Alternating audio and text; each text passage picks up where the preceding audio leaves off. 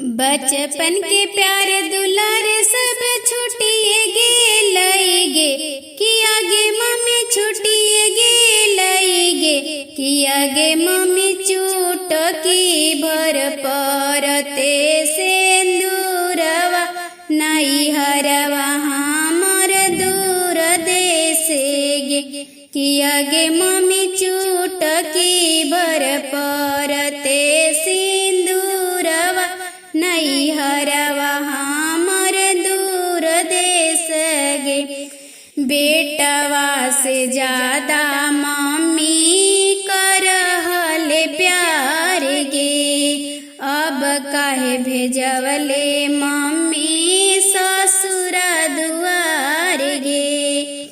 बेटवा से ज्यादा मम्मी करहले प्यार गे, अब कहे भेजवले मम्मी सजन घर दुआर गे।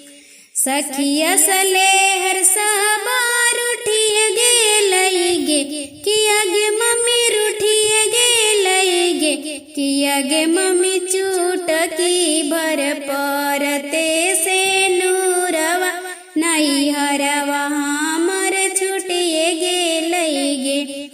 दिलवा के टुकड़ा हलियाऊ सब दिन तोरे गे, दिलवा के टुकड़ा हलियाऊ सब दिन तोरे गे। काहे मम्मी बनावले इतना कठोर गे, काहे मम्मी दिलवा बनावले इतना कठोर गे।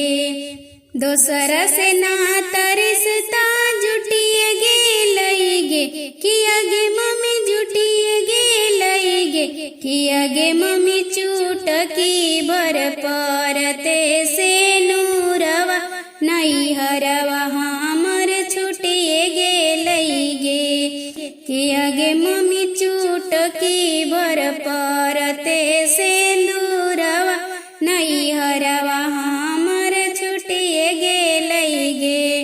बचपन के प्यार दुलार सब छुटिए गे लईगे कि आगे मम्मी छुटिए गे लईगे कि आगे मम्मी चूट की भर परते सिंदूरवा नहीं हरवा हमर दूर बसेगे कि आगे मम्मी चूट की भर परते सिंदूरवा नहीं हरवा हमर दूर बसेगे।